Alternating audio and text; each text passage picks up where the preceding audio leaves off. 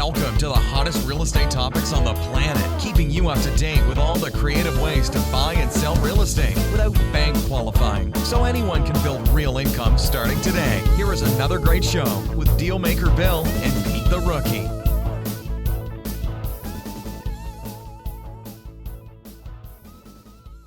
Okay, here we are at another episode of Flipping Houses for Rookies. Good morning, Peter. Morning, Bill. Morning, everybody. Or afternoon, or evening, or dead of night. Wherever you may be. Yeah. All right, here we are. Episode number 335. 335. Wow. The episode title is Why We Always Make Huge Profits on Our Creative Real Estate Deals. Here's the description. Ever wonder how you can get behind the scene with us to see how we do things so you can do it too?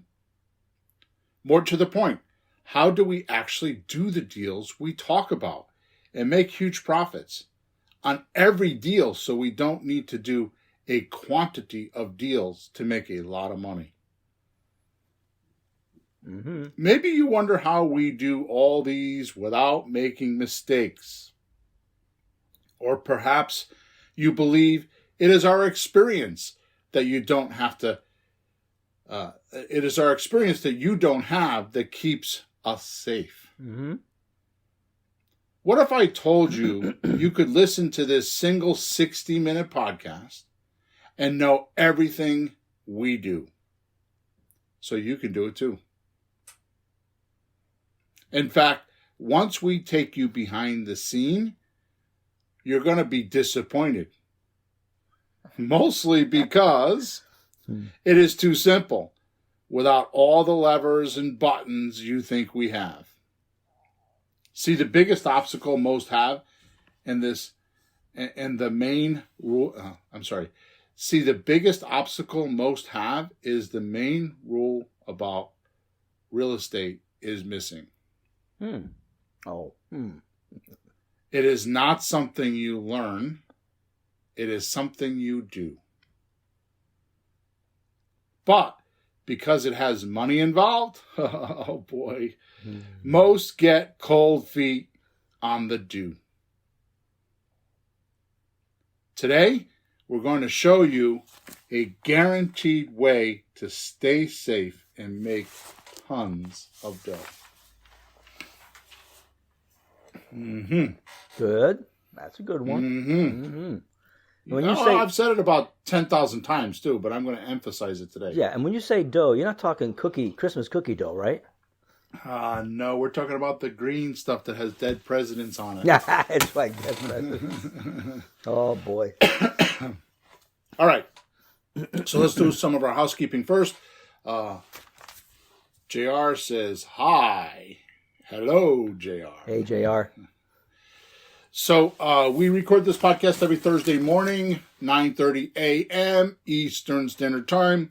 Sorry if that doesn't fit your schedule. It's just kind of like been our successful action. Obviously, we've done 335 podcasts at this point, so that's our successful action. We live stream it, though, and you can join us either on Facebook, YouTube, or Twitter. And if you would like to participate in one of those social media groups, you can type in there your questions wherever they allow you. Facebook, YouTube, or in YouTube it's the comments, and Facebook it's down below that. Anyways, I have a screen in front of me and we can answer the questions. I will only answer questions pertaining to the podcast.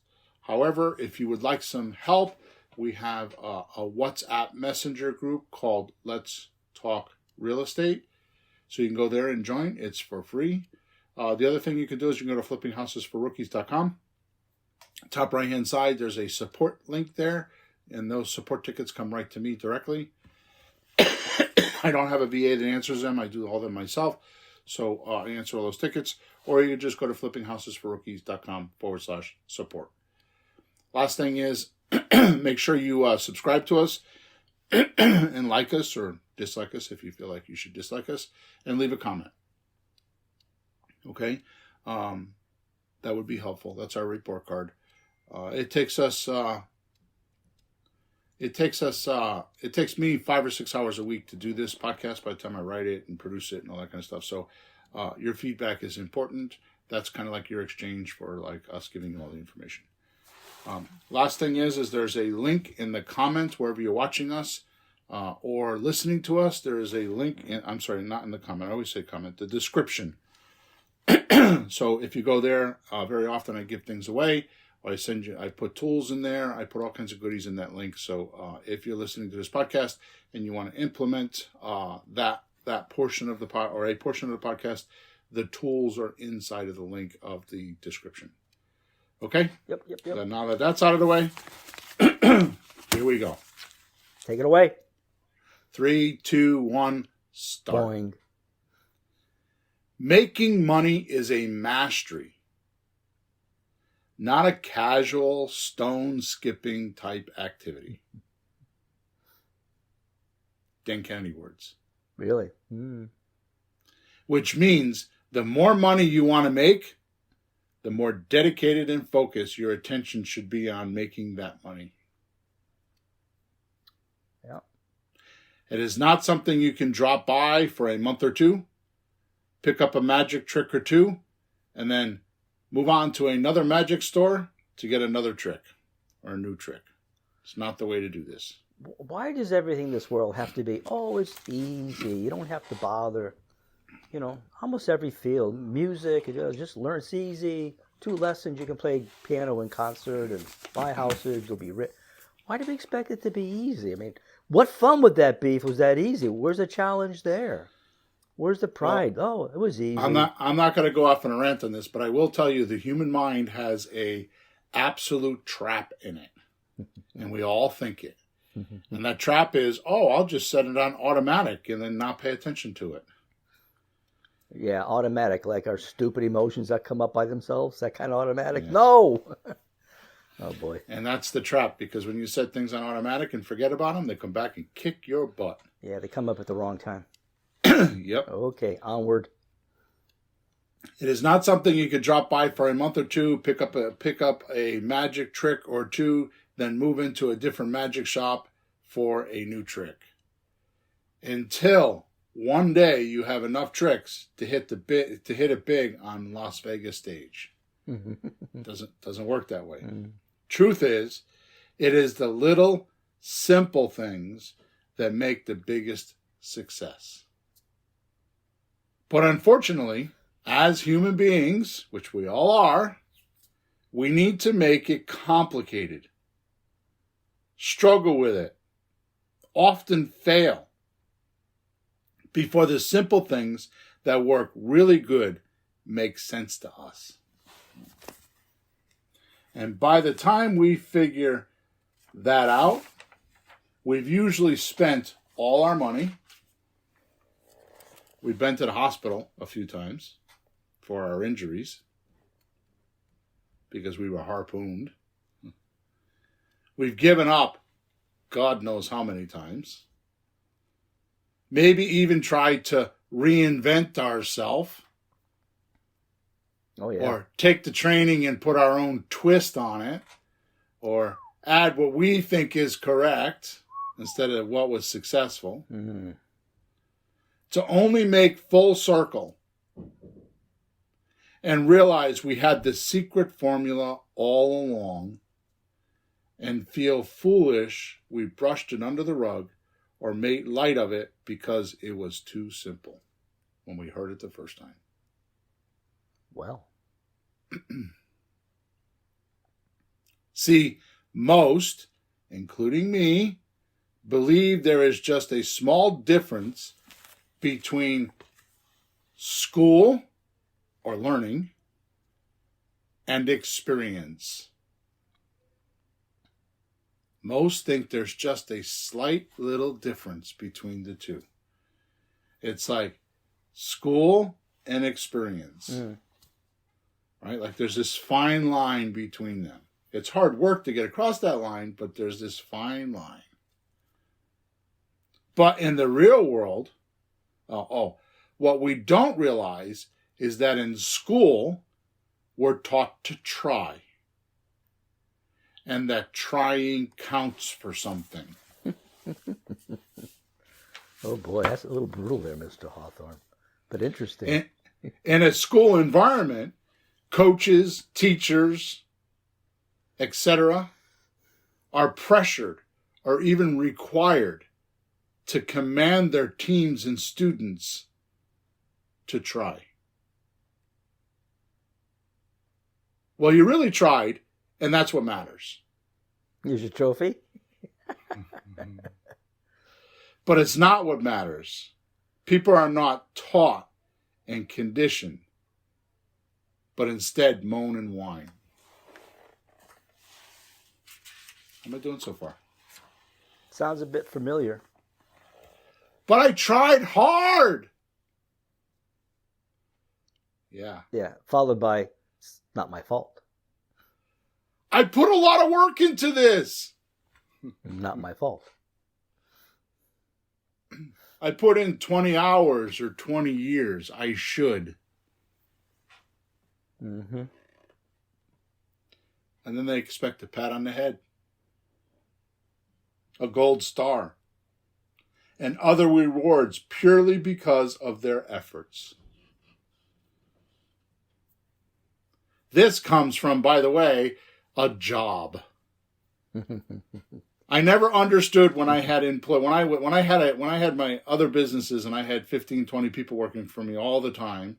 I never understood this concept. I want $20 an hour.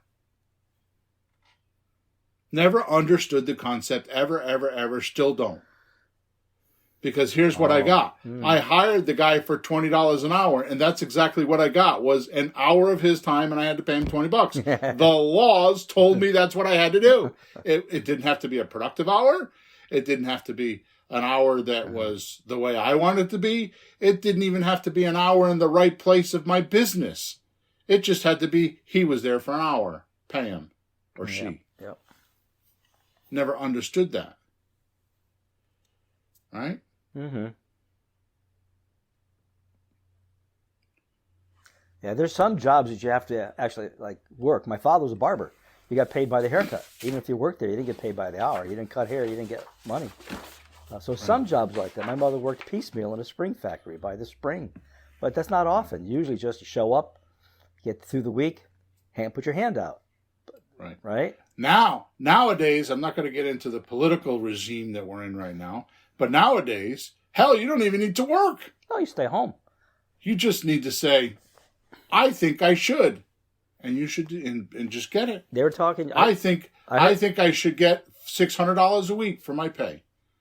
I heard yesterday people aren't working because they're getting more on welfare than jobs. You know? Yeah, I saw that. There's 3 or 4 states in the country that are actually paying people $80,000 to $100,000 a year for not working. Jeez. Ouch. And you wonder why. Now here's the thing. You wonder why there's inflation. Here's the thing. This is not what this podcast is on. And we're ranting on too long. Mm-hmm. Here's the thing. Because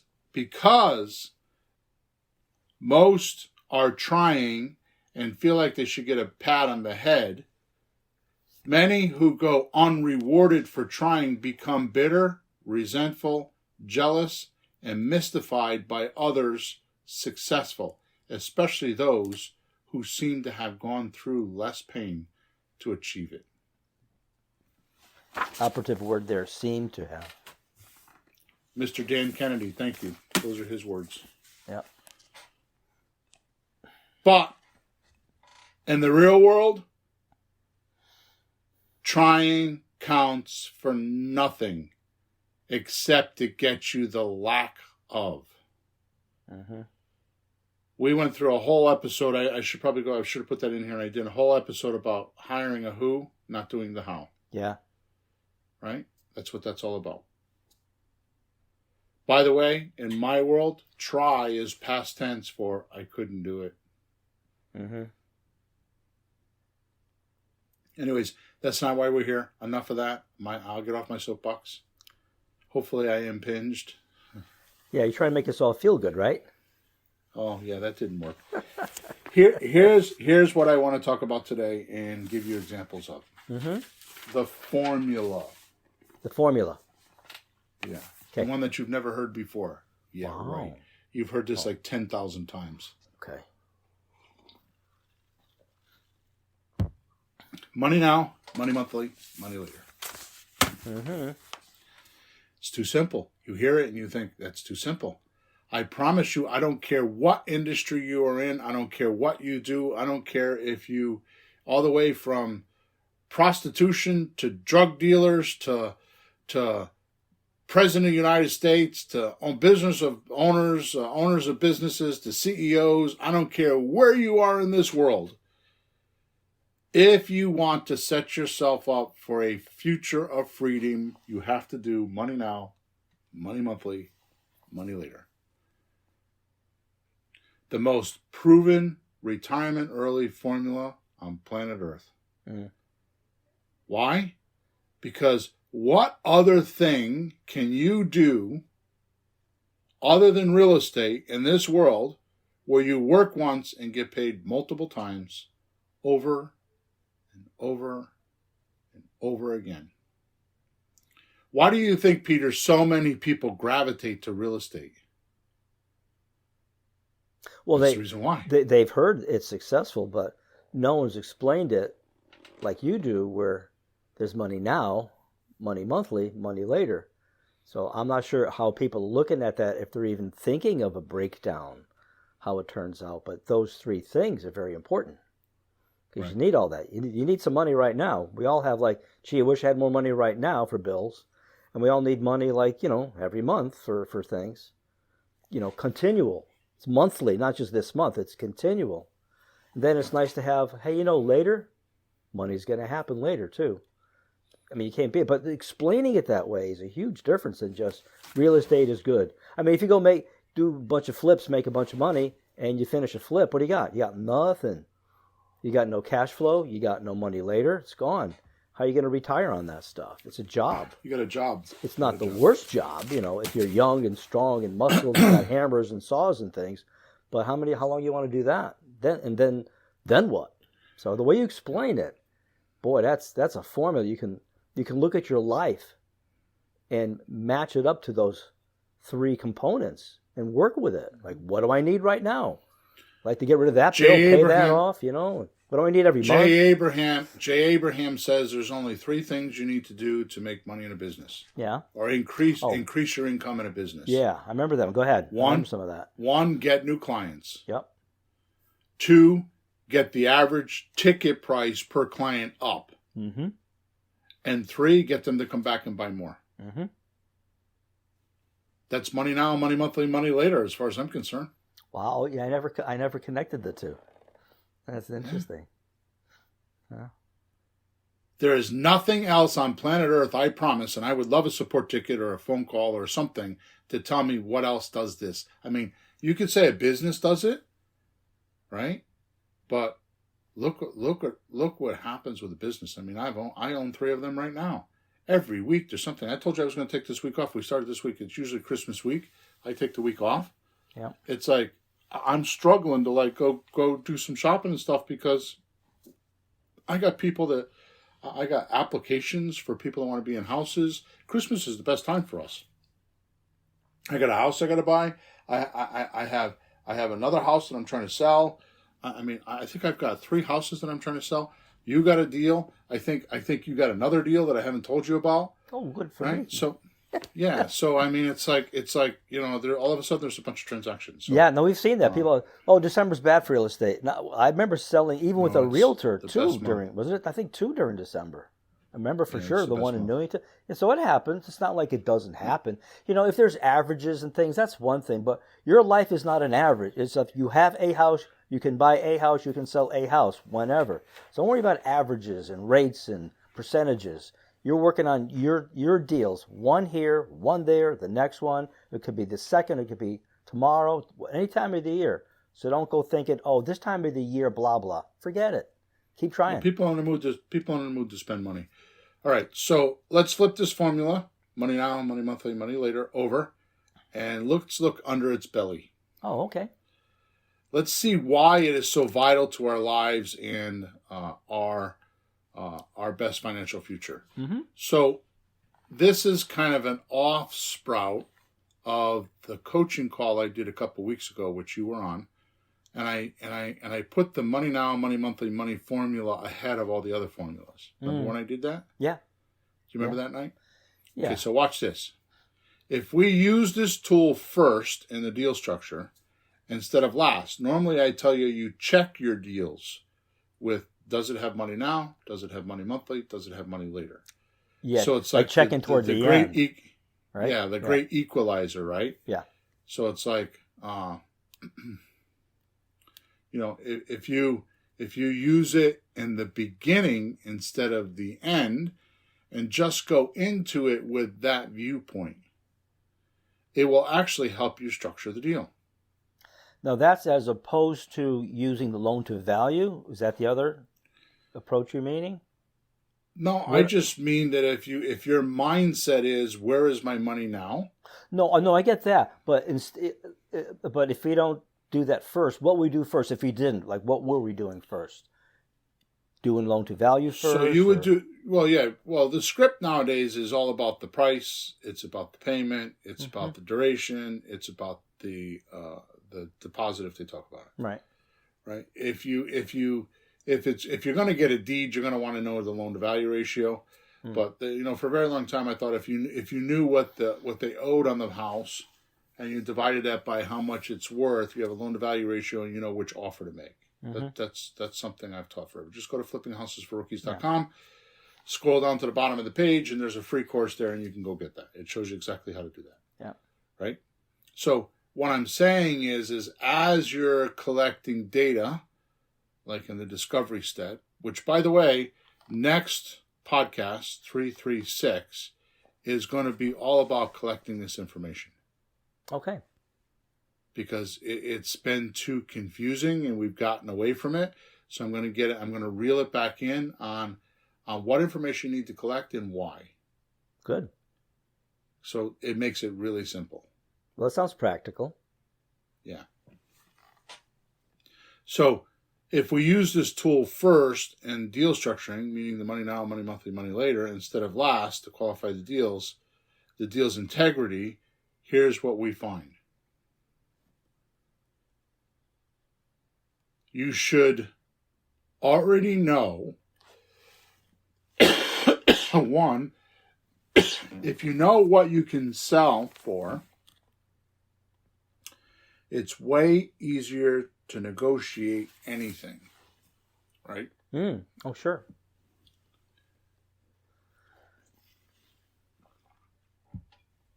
So if I'm a used car lot and I know what I can sell a car for, then it should be easy to know how much I can sell it for, right? I'm sorry, how much I can pay for. Yeah. Right? Yeah. Smaller items like that seem simpler, like, a guitar, a car, a refrigerator, things that are just not huge ticket items because they're usually one-shot transactions. I think you go into a department store and all that stuff is on there. The buyer knew when they purchased those how much they can pay for them. Yeah. I mean, how much they can pay because they know how much they can sell. I mean, in retail, it's very easy. It's like board of directors tell you they want to make 33%. Okay, so we can sell it for $100. We can't pay more than. Yep. Right? Yep. Minus 33%. Mm-hmm. So you can't pay more than 66%. In this case, it would be $66. Yep. Right? Sure. So the first thing that we need to know is if we know how much we can sell for, and I'm not talking about doing a appraisal, 4-week study on the house. Merry Christmas, John. I'm not talking about doing a 4-week appraisal on the house. What I do on an average is I type the address of the property into Google, and very often, Zillow, Trulia, Redfin, Realtor.com, Movado, all those come up. I take 3 to 5 of them, depending on how many there are, and I add them up, and then I divide it by whatever number, the 3 or 5. And I have my average price. Because here's the thing. When you're negotiating, it doesn't matter. Yeah, you're not buying, you're negotiating. I think people get a little nervous in the beginning, think they're buying. They're not buying, they're not committing anything, they haven't put their name on anything. You're negotiating, you're ballparking. If you can't even get near a ballpark, why bother with all the other details? Once you're closer, you can worry about it. Even more simple than that, it's like you in the beginning, you're working on the seller's motivation. Mm-hmm.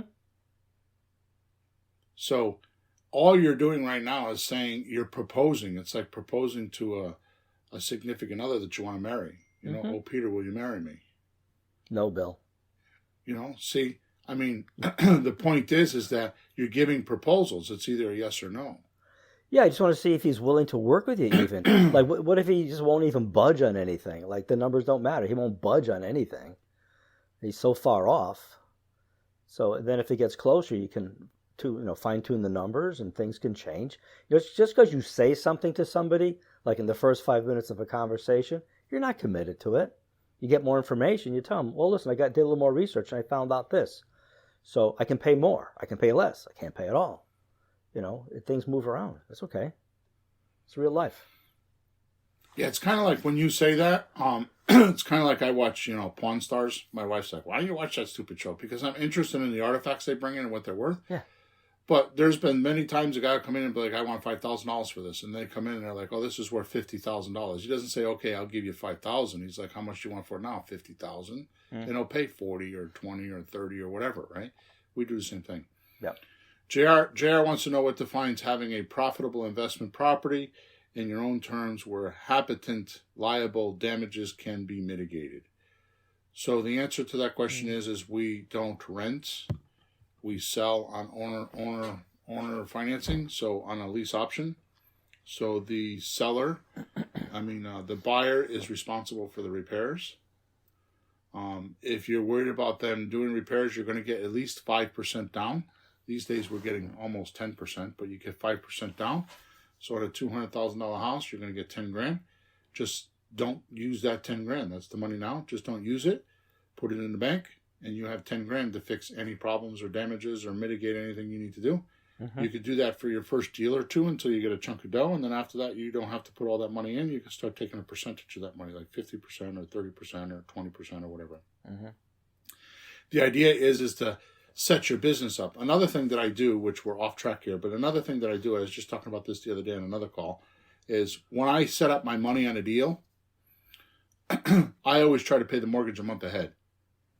So my mortgage is like I'm paying my mortgages in December. They're really paying January. I'm always a month ahead. And it allows me for any kinds of problems. Yep. Like, for example, I have one property right now where they're not mailing me the statement. And my taxes went up, believe it or not, $100 a month. It's a lot of money. So they're not mailing me the statement. So evidently, when I spoke to the mortgage company, one of the problems is somebody checked off a box and they turned me into a coupon payment instead of a statement payment. Which means I get coupons for 12 months, which is the stupidest thing in the world that I ever heard of, because if I'm a coupon and they sent me the coupons, I've been paying the coupon amount and it doesn't have the tax increase in there. Oh, really? And it doesn't make sense. Did they quite tell you? Did they tell you? Well, they should have mailed me new coupons and they didn't. So if the mortgage number changed because of the taxes, but I didn't get into the argument with the lady because it's like that was the stupidest thing I ever heard of. Anyways, so the point is that it gobbled up. I was 1 month ahead. It gobbled up that payment and it put me behind, and it was delinquent as a subject to property. And my seller was like freaking out because we were behind. It took me a while to figure it out. Oh, it was $100. What did they give you? The whole year was behind? Because the escrow payment. So. Oh yeah. Yeah, I don't want to describe it because I don't want to waste time in the podcast. Yeah, you got to put money aside for the payments and all that. Sure. Okay. So hopefully, okay, thanks. JR said thanks for the response. All right, so we're talking about deal structuring and things you should know already. The first one is if you know what the house is worth, it's easier to negotiate. We just talked about that, right?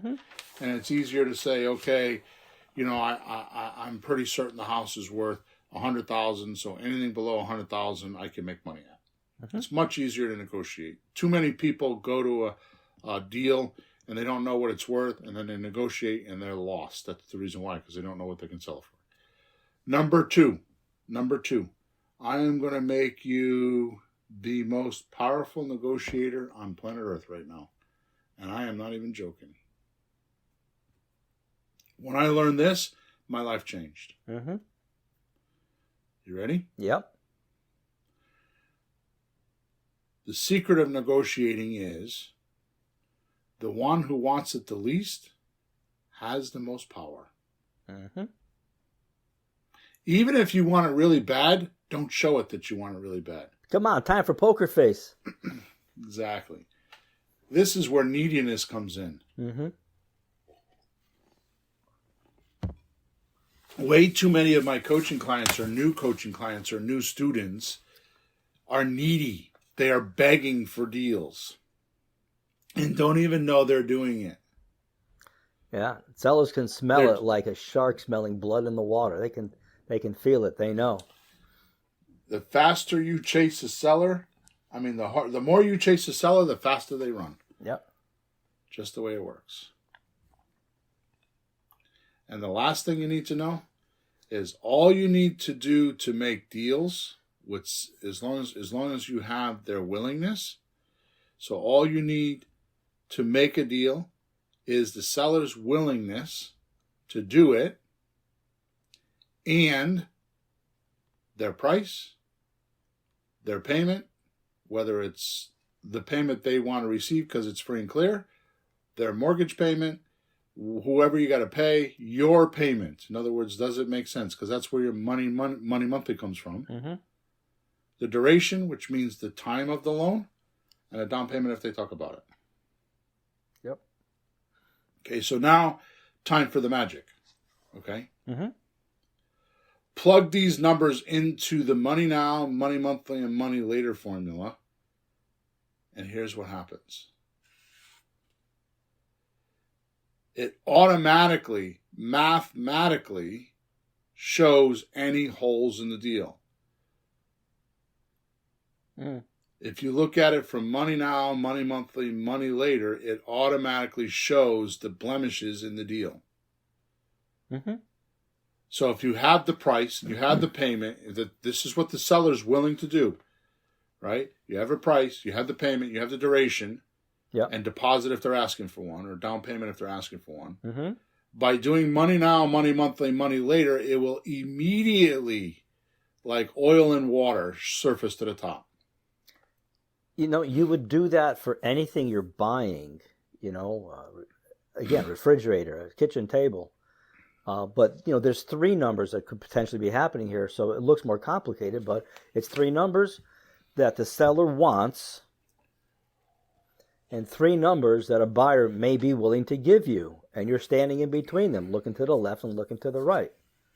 And, I remember being concerned, how much should I pay for the house? I really didn't know. And you're so natural at it that you would just know, especially if you did business in a town for a while, you just know what things are worth in the area. And us guys are like, I don't know how much I should pay. And then this came up probably within the last year to really help us focus on what we can get. And going in knowing that, it's like a total game changer. The guy says, So I let me want go this back to much. the beginning. I want this much every month. And you're thinking well, no one's going to give me that much. Or yeah, that's a good price. I can totally get that plus a lot more. No problem. If you don't know that, how are you gonna function? And we were kind of lost without that for a little bit. And then you struck on that, and then, you have that kind of automatic in your head, and we're not that smart. So just looking at that and comparing the two, we're all set. So just let me circle back to the beginning of the podcast. We usually have spent all our money. So by the time we figure all this out, right? We usually spent all our money, been in hospitals, given up, maybe even tried to reinvent ourselves. To only make full circle and realize we had the secret formula all along and feel foolish, we brushed it under the rug or made light of it because it was too simple. See, most, including me, believe there's just a small difference between school and learning. So I started out buying subject to deals with a partner. Mm-hmm. that supposedly had money, and we used his money up quicker than he ever thought. He thought he had a lot of money, and I told him what real money was about. Well, you're not right? buying golf So- clubs, you're buying houses. Yeah. So here's what happened. We're at lunch one day in an Italian restaurant, a pizza place that we normally eat at, and we're talking. And I have it took me about less than 2 years, about a year and a half. I have a little over a $3 million portfolio. Mm. Say 3 or 3.5 million, something like that. Mm-hmm. Right? And he punches me right in the face. He says, well, let's take a look at the portfolio we have with residential, because we have residential and he has commercial. Mm-hmm. He's like, we got like 3.3 million, whatever the number was, right? And he says, when we do the numbers, he says, we either make $2,000 a month or we lose $2,000 a month. 2,000. I'm like, My what? God, that's such a tight I'm margin. like, what? What are you talking about? So he says, I have my portfolio. He says, that's about the same thing. It's about $3 million, he says, and I make 150 grand a year off of it. He lived off of it. Yep. Same number. Yep. Same number. Okay? So when I tell you money now, money monthly, money later, it took me probably 5. In fact, I will tell you that right now, I had a meeting with him the other day. We have one more house left, and it's 15 years later since that happened. 15 years later, and I still have one house with him. Mm-hmm. It took all that time to fix it. It took me 3 to 5 years just to fix to sell the portfolio and turn it around. Mm. It didn't actually start changing until him and I left. We split up in 2009. We split up because he's 85 and he wanted to stop doing everything we were doing. He wanted to slow down, right? Yeah. So I do not tell you this lightly. Do you know how many houses and how many deals and how many mistakes I had to make to learn this? You should have equity in the house the day you buy it. You know how many houses I bought without equity? Mm-hmm. And then later on they're in my portfolio and I'm like, oh, fuck. Yep. What the hell did I buy that for? Because you're in the chase of the deal. And most importantly, here's what happens. I need money. I need money. I need money. I need money. Whether it's you need the money or not, your head is telling you that. You need money because your wife or your husband's telling you, you're spending a lot of money on real estate. You better make money pretty soon. Otherwise, you're going to have to stop. Or you need to pay a credit card off. Or you just need to prove to yourself it works. And you make 5 or 10 grand. And Peter, you are a testament of this. Like I am. You get the money and it goes away. Mm-hmm. It gets used. And then you're like, oh, I need to start over again. And it's inertia. You're like at a dead stop and you like got to get the machine going again. And it takes months sometimes to get deals done. True. All right, so by using money now, money monthly, money later, it automatically, mathematically shows any holes in the deal. Number 2, and you can probably talk on this more than I can, it allows you to adjust the deal to your liking. So that was your realization in the coaching call, right? Example, you want more money now or more money monthly? You can adjust the deal based on the offer. You can adjust the offer. It's not even the deal. You're making the offer. So when you're looking at money now, money monthly, money later, like we did at the coaching call a couple weeks ago, you can adjust the deal the way you like it. Right. I mean, the seller would say, I need this much money. And you go, okay. And if you pay all that, you don't have too much money now. And you could have the deal set up like, boy, in a few years, this will make me lots of money. Well, maybe you want a little bit more now. Who knows what's going to happen in a few years, too. Markets change, things change. You have to adjust to it. So you can renegotiate with the person so you wind up more now or a little more monthly or however you want to do. You can ask. So let me give you a quick example. Yep. So I have a house in Cleveland that's vacant right now, which I've got 3 of them vacant, and I don't like that, but I got to fix that. So it's vacant right now. So my boots on the ground in Cleveland says the neighbor next door wants to know if I want to sell the house because It's an 8-room house, and it's not a boarding house, but we're renting the rooms for $500 a month, each room. So eight a times boarding house would be weekly payments. Is that the difference? Yes. Okay. Yes. So boarding house, but it's monthly. So now. Okay. So it's $500 a month, right? Each room. So yeah. So she's got a house next door. So she calls me up, and I'm an investor too, and I hear a lot of that, right? So okay, good. So she says, "How much you want the house?" I said, "You can't buy it." She goes, "What do you mean?" I said, "I paid $75,000 for it." Woo! She goes just like that. Woo! Oh man, houses in that neighborhood are $30,000-$40,000, and you know what? You might be able to get 50 if you can prove the income. If you sell the business, you could probably get 50. I'm like, okay. I'm not worried about it. I don't understand your methodology. I'm like, okay, let me explain it to you. I paid $75,000 because I got owner financing, no interest, for 7 years. In 7 years, I pay it off. I have a payment. I didn't tell her this. I have a payment of about $800 a month. Taxes, insurance, everything, right? Mm. Here's the point. 500 times 8 is $4,000 a month. $4,000 a month. You do the math. Do I care that I paid $75,000 for that house? No. I'm getting $4,000 a month for the property. And I have a property manager that takes 10% of the payment. So I'm giving him $400 to collect. So when I get all done, it makes like $1,800 or $1,900 a month positive cash flow. Yep. Because I use the money now, money monthly, money later formula. There is no money now. No money now. Mm-hmm. But I forfeited the money now because I took the cash flow of $1,800 a month.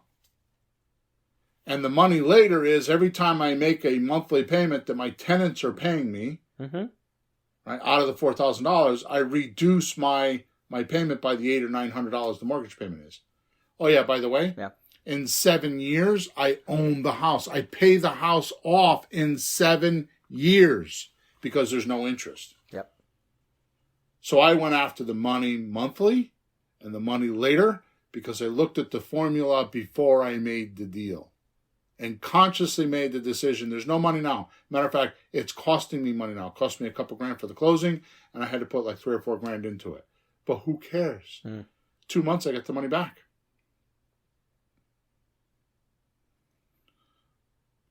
Number 3, money now, money monthly, money later, forces you to look at the deal as a whole. You've always talked about this. Yeah, well, the example you just gave, who cares if it's $75,000? If I can't even figure out the return on that. I have to get a calculator. It's so high. It isn't 5% return, 10% return. It's huge. So, right. When you buy commercial property or income-making property or a business, it's just how much does it cost, how much do I make? It's not what it's worth or the house is worth. The house isn't worth shit. Sorry, my English, but it's only worth what it makes. And if it's making that much money, that's what it's worth, what it's making. So it's just different viewpoint. Yeah, so it forces you to look at the deal as a whole, like you're talking about. So we look at the deal as a 5-year deal or a 7-year deal, and it puts your attention on the right places, not the pieces and the parts. Too many students look at the wrong part of the deal. I'm going to talk about that next week or on episode number 336. I'm going to talk about this in 336, how to analyze a deal, right? Yeah. Your attention goes on the wrong thing. Like wanting money now and not paying attention to the money monthly or the money later. Welcome to the wholesale world. Right? Doing a deal just for that chunk of dough, just for next month or two. Right? Then once that chunk of dough is gone, the rest of the deal sucks, like I said before. Right? And that's what happened to me. I had a $3 million portfolio, and yeah, we got some deposit money when we rented these properties, and that was good. But that money was gone. Yeah. We used it because all of a sudden I get a dry spell of 2 or 3 months, At that time, it was costing me 15 or 20 grand because I had people working for me. It was costing me 15 or 20 grand between the marketing. You have to realize our listeners right now have it made because I used to spend 10 grand a month in marketing. That's so crazy. Why? Because there was no internet. We couldn't do the things the way we do now. And I got to listen. I mean, Creative REI Reply is $147 a month. And I got to listen to people whine about how they got to pay $147 a month for marketing. I'm like, dude, are you kidding me? It used to cost me 10 grand a month. It used to be $3,500 a house. And I got it down to $1,000 a house. For a long time, it was $1,500 a house. It cost me $1,500 a house and marketing expenses to buy a house. Yep. So that means if I wanted to buy 3 houses, I needed to spend $5 grand a month in marketing. I was buying 7 or 8. And I got to listen to somebody about Creative REI Reply about how it costs $147 a month. Get away from me. Yeah, and people don't even know what you're talking about. You had to make flyers, 8.5 by 11, and put them in the effing newspaper. Do you understand how many copies that is? Yeah. Tens of thousands. We used to make business cards. We used to make business cards. We got to keep moving because we're 45 minutes in. We used to make business cards and walk around Home Depot with $20 business cards and drop them on the floor. They look like $20 bills. But somebody had to buy the cards and somebody had to go do it, right? All right. So number 4, Money Now, Money Monthly, Money Later forces you to balance your deals. For example, if you know how much you can if you know how much you can buy for, you'll know how much you can pay, and it balances your deals. Now, I didn't put this in here, but one of the things I talk about in my webinars is the reason why you're not making deals is because your deals are bad. You have bad offers. Bad offer means it's unbalanced, right? That means the seller is asking too much and you can't handle it, or you're being too low and the seller can't handle it. They're unbalanced. Yep. The Money Now, Money Monthly, Money Later balances the offer. It makes it look like it shows you where you can give the seller more money than everybody else. And like me, I paid. This girl was like, "What? $75,000?" She thought I was nuts. Well, she could just go right back next door where she belongs. Did she understand it all after you explained it to her a little bit? Yeah, now she wants my contact information. She wants to stay in touch with me because she's got a whole network and she's got this and she's got that. And she's going to have some guy call me and he'll buy that. And yeah, she changed her whole tune. Number 5, by using this formula, it will allow you to stick to your goals. Right? I want to retire. I want to do, so many times I hear I want to do 4 houses a month. Right? We did this in the coaching call this past week, right? We're talking about goals, right? That was pretty cool. Yep. Right?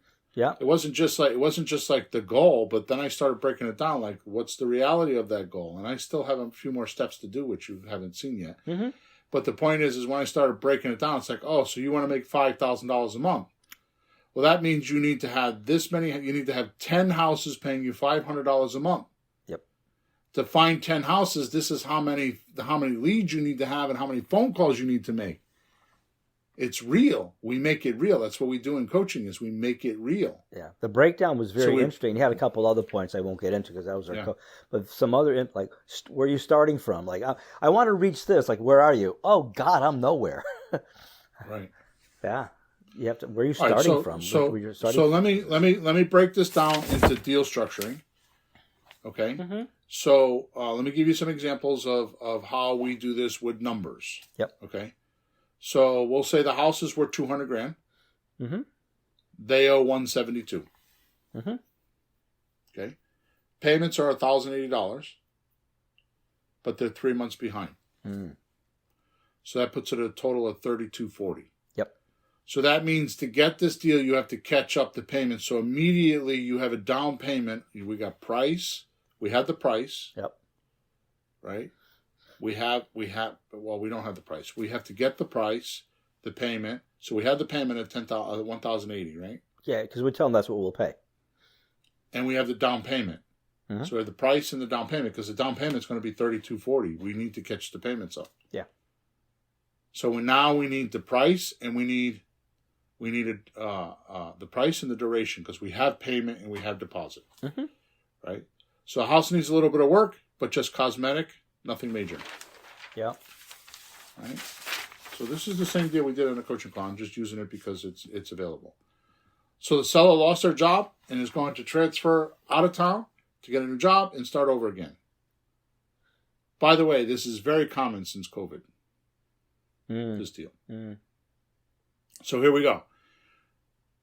Exactly what I just said. The price, we offer them, will you sell the house for what you owe on it? And they said yes. So I pay $172. Yeah, that's very close to 200 when you consider closing costs and all that. So it's really very close to what they would get if they sold it on the market. If you don't know what I mean, just go to Zillow, look at a price, and look what it says closing costs will be, like 11, 12%. So they don't get the full amount. So 172 is pretty close. So the price is $172. The payment's $1,080. Duration is until we pay it off. There is no duration, right? And the down payment is $3,240, right? Which is the 3 payments behind. So now let's look at what we can sell it for. So the price is $220 because we can get about 10% over what it's worth. Now I would be careful of that with inflation and interest doing what it's doing. I would be careful with getting too much more than what it's worth. Yeah. But for a very long time, we were always to get 5 or 10% over market value. So we could sell this property at $220, right? Now watch this. This, as far as I am concerned, is it's just effing unbelievable. It is the coolest thing. I, in my entire career, 30 years, have never, ever had this. And by the way, so has all the other investors. This is a blurb in time that nobody's talking about. Yeah. I would like to have somebody send me a support ticket and tell me if Pace Morby's talking about this, because I know he's not, because he's not clever enough. Okay? So here's the point.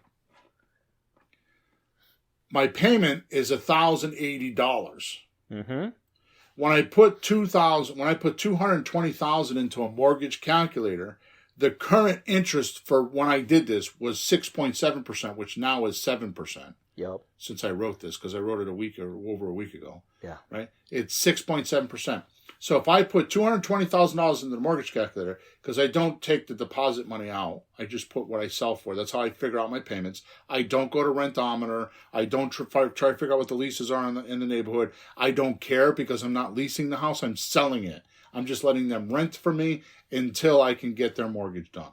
So I don't want their rent payment to be less than what a mortgage would be because they'll never go get the mortgage. So I want to know how much the mortgage is going to be for the $220. And I want it to be higher than what their mortgage would be because I usually add a couple $100 to the top of it. Yeah.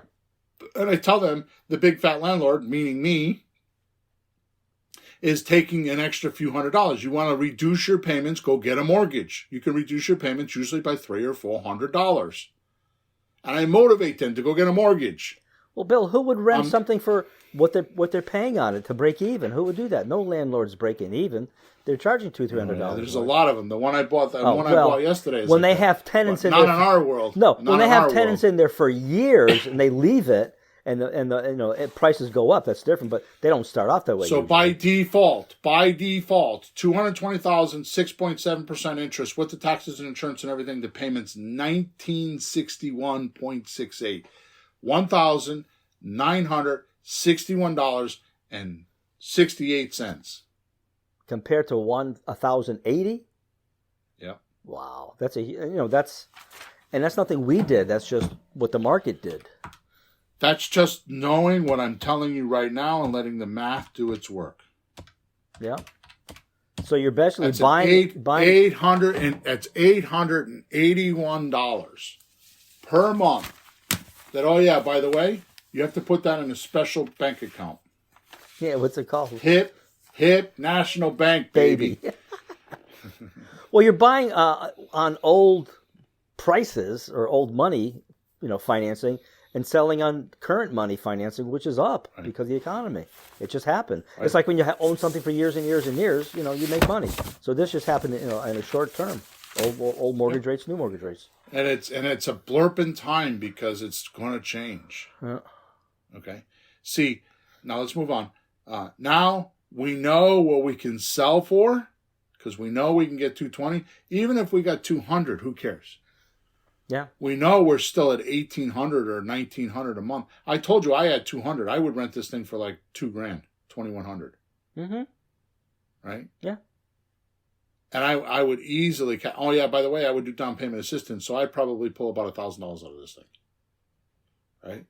This is how we do it, because we use the money now, money monthly, money later, and see, because we know what we can sell for. Because, oh yeah, by the way, the biggest, well, it's not the big, it's what I think is a big mistake. First of all, the rookies that are listening right now are trying to qualify the house. They talk about the house, they talk about the house, they talk about the house.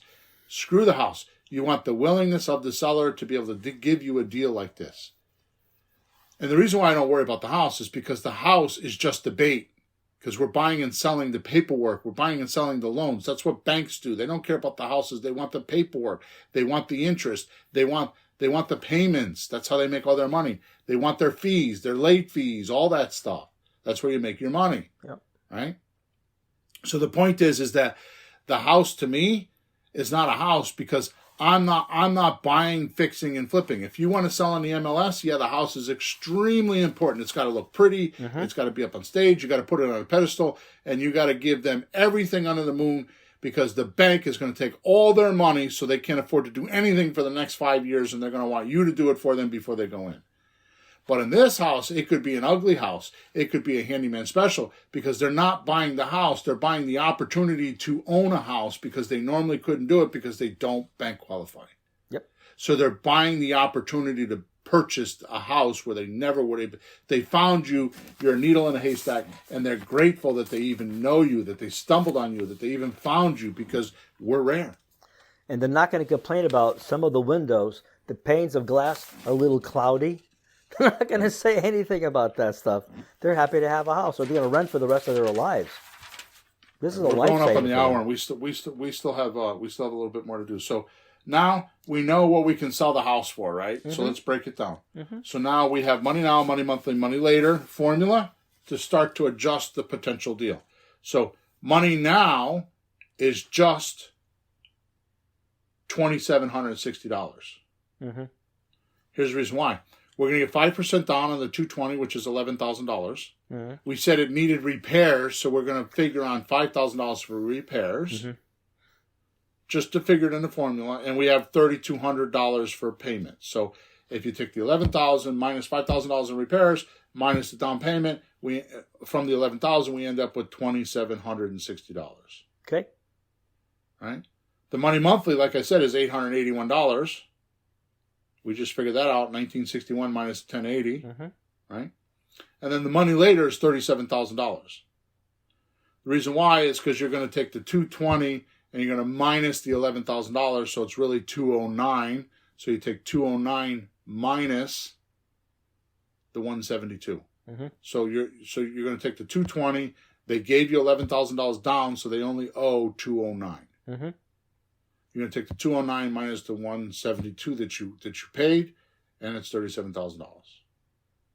Yeah, there's no realtors involved because you got the buyer sitting right there in the house.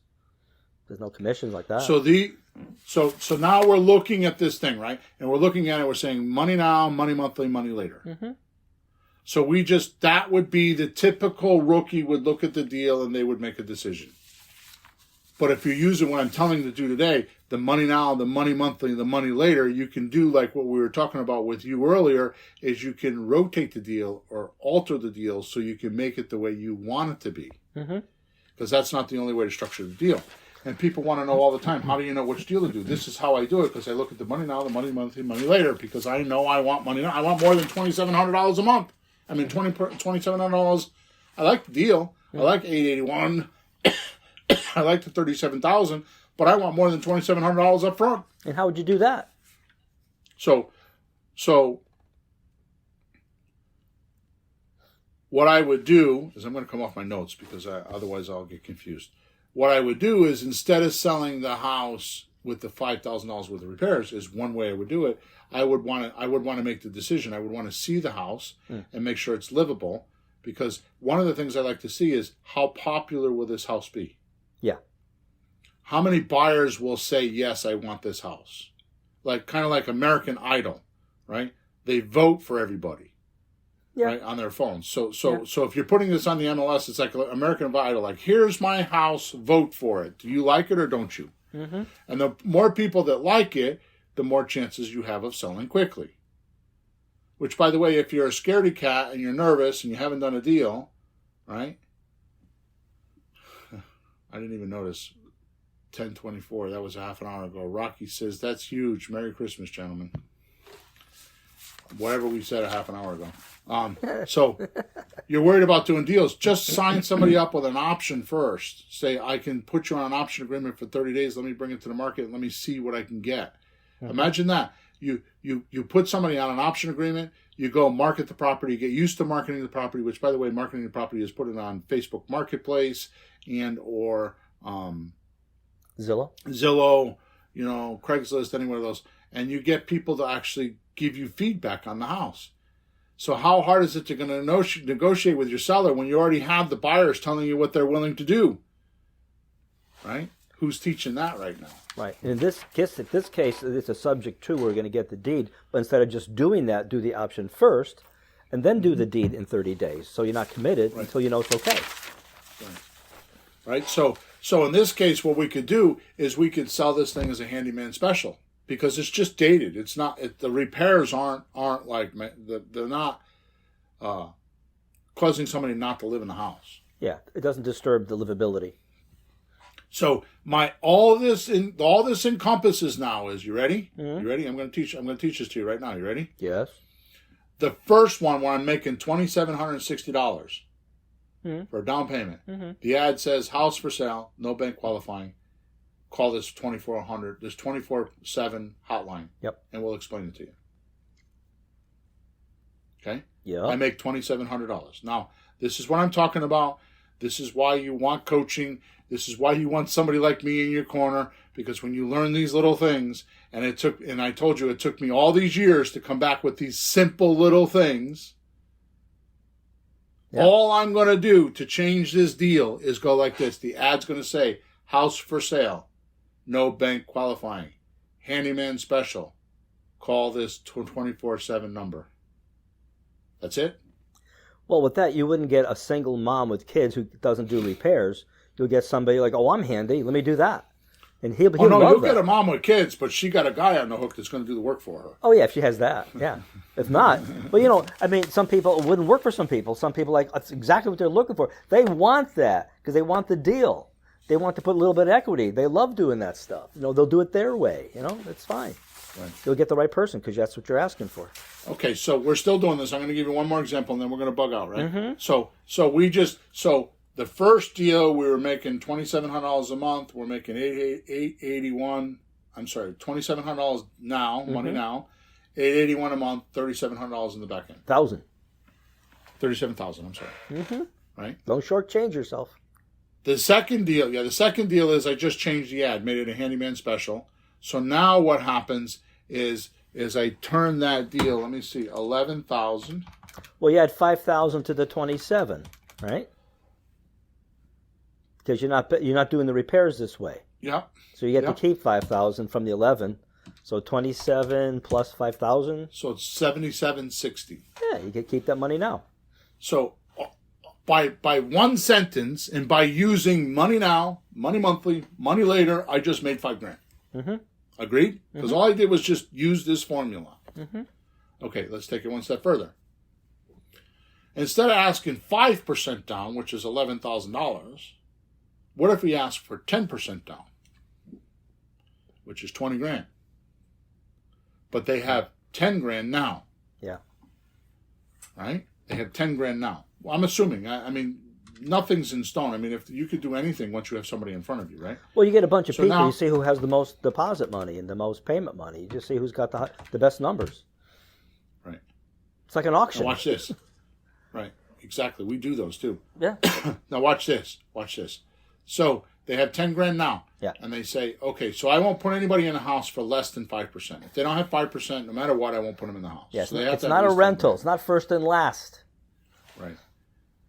So I say to them, okay, so all you have is $10,000. Is that the most you can come up with? Yeah, okay. How about if we do this? How about if we put you on our down payment assistance program? What do you mean? Yeah, what's that? Well, you pay us the $1,961 or whatever a month, and then you pay another $416 a month for your down payment on top of the $2,000. Mm-hmm. So now they're paying $2,500. They make $10,000 a month, so it's like, yeah, okay, no problem. You know, when you said that a few minutes ago, it hit me. That is a huge benefit to them because the interest rate is so high now compared to before. So the more they put down, the less they have to borrow, the less the house costs. How much are they going to save in the mortgage in the end by doing that? Way more than $416, way more than the $10,000. They'll probably save them 30 or 40 or something crazy. So that's a great benefit if they can do it. Borrow less money, you know. That doesn't go 30 years at 7 or 8 or 9 or 10% as it's going to get to. So now look. So now, by doing money now, money monthly, money later first, we just took our money now to $7,790. We'll say $7,800. Mm-hmm. We just took our cash flow from $881 up to $1,297. It's crazy. Cash flow, not rent. The cash flow. Now it will change our money later because we're going to take the $10,000 off. The $37,000 is now going to be $27,000. But I agree. You'll agree that the money in your hand is a lot more powerful than the money later owed to you. Yeah, not quite sure what's going to happen down the line, so might as well get it now. And still have $27,000 later. Like, sorry. So just to drop a little nugget in here, because I'm way off script right now, just to drop a little nugget in here, what I would do, and this happens all the time, I do this in all my deals, is I write a lease with an option to purchase for 2 years. Mm-hmm.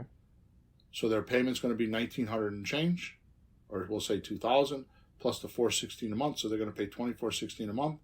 2 checks, one for the lease, one for the down payment assistance. So I keep them separate. But I did down payment assistance. So when I do down payment assistance, I'm worried about the money later, right? Because I just told you it went from $37,000 down to $27,000. Mm-hmm. Here's what I do to fix that. I write the option agreement for 12 months. The second 12 months, because I got a 24-month lease, the second 12 months, the option agreement, the money that they have to pay me, that they owe me, goes up 0.5% per month. The monthly payment. So it says, yep. So if they take $220,000 and you do 0.5% per month, that gives you 6% for the year. So if they go the full 24 months, the second year it goes up 0.5% a month. The price of the house. Oh, I said I sent the payment, but it's the price of the house goes up because you're waiting. Right. I got it. Right. So if they go 2 years, I increase the price of the house by $13,200. So I put my $37,000, my $27,000 back to plus 27,000. Now it's $40,000. And what if they stay a third year and a fourth year? That'd be pretty stupid. Yeah, well, I don't increase it. I only do it once. Okay. But it's $40,000. Yeah. So by looking at my money now, my money monthly, money later, look what happened to this deal. So the original deal was I'm making $2,700 up front, $881 a month, and I'm making $37,000 in the background, right? Mm-hmm. But by messing with the money now, money monthly, money later, I turned the deal into $8,000 now, $1,300 a month, and $40,000 in the back. It's crazy. Same numbers. It's just my decision of how I'm going to sell. Yeah, same numbers from the seller. You're just working on the other end. Right. Because I'm looking at the whole deal, not just one piece. But speaking for the buyer, that buyer, if they don't do this deal, even at the highest prices we can figure, and he's doing some work on the house, he's going to rent the rest of his life and spend more than that. And if he ever gets a house, then on top of that. So it's still a real good benefit for somebody like that. Mm-hmm. It's the only way. It's like they're in a jam and you're getting them out. It's going to cost them a little bit, but look, they're getting out of a jam. They can't buy. They're stuck in a rent. So, John, there is no tax benefit for financing down payment assistance because there's no interest. It helps them with getting a mortgage later. There's less money. All right, good. So we're 9 minutes past the hour. Make sure, thank you for being with us. Merry Christmas to all the guys that are in the chat telling me Merry Christmas because it is Christmas week. So make sure you go subscribe to our channel so you know when we're live. Make sure you like us or dislike us. Make sure you leave us a comment wherever you watch us or hear us. Make sure you go to the description and click on the link that I put in there that will help you. I actually have some cool stuff in there today. So go click on that link and get some help from me. And then lastly, next week, which is next week for us, but it may not be next week for you, we're going to do episode number 336. And the name of that episode is What Exactly Do You Need to Know from a Seller to Make Profitable, Legal, Creative Deals? Good. So it's going to be a very interesting conversation. Yep. And it's not about scripts. Seller intake information? Yeah, it's not about scripts. Mm-hmm. All right, guys. So thanks again for all your attention. Thanks for your help. Thanks for your feedback. Thanks for everything you do, your loyalty, your support, all that kind of stuff. And if you need anything, just hit me up at support. Okay? Over and out. Have a good day. Thanks for tuning in to the hottest real estate topics on the planet with Bill and Pete. If you want to continue learning how to buy and sell real estate without money or credit, head over to flippinghouses.club for some cutting-edge real estate wealth tools. Or contact us at info@flippinghouses.club.